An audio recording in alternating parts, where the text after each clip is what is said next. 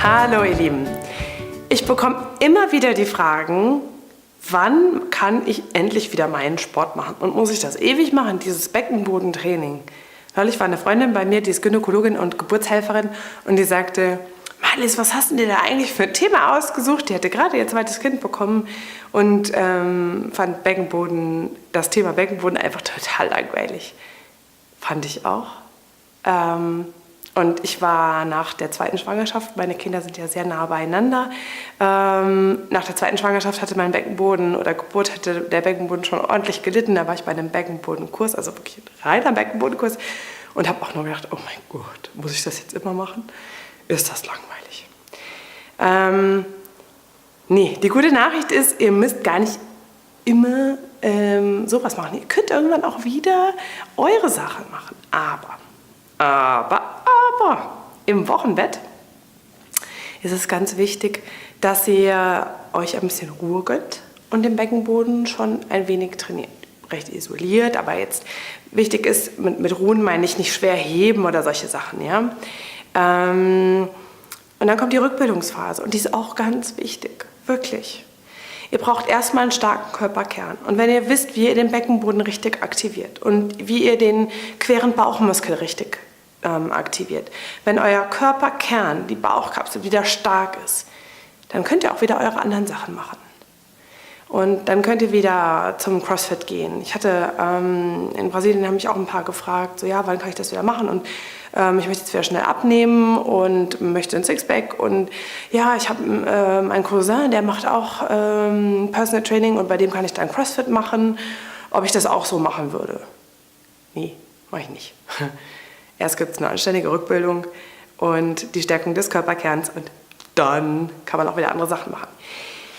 Das heißt aber nicht, dass wir dann, wenn wir so weit sind, das andere machen zu können, also sagen wir CrossFit oder wieder lange Läufe machen, dass wir den Beckenboden dann total vergessen. Nein, im Gegenteil, der wird weiterhin immer im Kopf behalten und ihr lernt in einer guten Rückbildung euren Beckenboden zu aktivieren, auch den Transversus zu aktivieren bei bestimmten Bewegungen. Und das solltet ihr dann auch später berücksichtigen. Ich habe jetzt ein ganz schönes Buch gefunden von Franziska Liesner, die ist Beckenbodentherapeutin, und die empfiehlt ihren Patienten, das fand ich total gut, lasst euren Beckenboden nicht einfach rumsitzen. Ja? Also wenn ihr sitzt, steht oder geht oder was auch immer, denkt mal an euren Beckenboden und aktiviert ihn. Mein letzter Blogartikel war über das Thema Beckenboden und Altern. Unser Beckenboden altert, wir altern. Und wie andere Muskeln auch muss er trainiert werden, damit er funktionstüchtig bleibt. Woher weiß ich denn jetzt eigentlich, wann ich wieder anfangen kann mit meiner Sportart? Wann bin ich denn anständig rückgebildet? Ja, wenn ihr kein Urin verliert, zu irgendeiner Zeit, Husten, Niesen, Rennen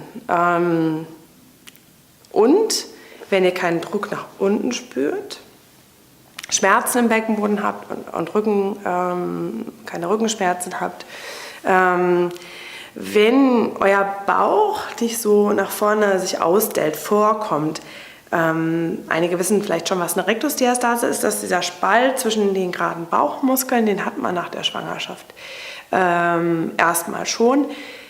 Auch der sollte sich wieder verschließen. Lasst das testen von einem Spezialisten. Wenn ihr jetzt die Übung macht und der Bauch kommt dann eben nicht mehr vor, das sind die Zeichen, dass ihr normal weiter trainieren könnt. Aber bitte achtet darauf, dass ihr eine gute Rückbildung macht.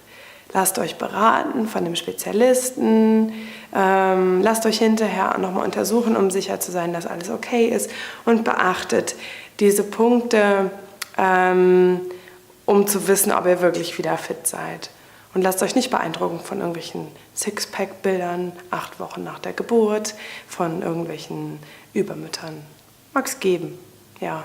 Und ihr solltet wirklich darauf achten, dass ihr erst den Körperkern stärkt, okay? Also, ich wünsche euch ganz viel Spaß beim Trainieren und bis bald. Tschüss!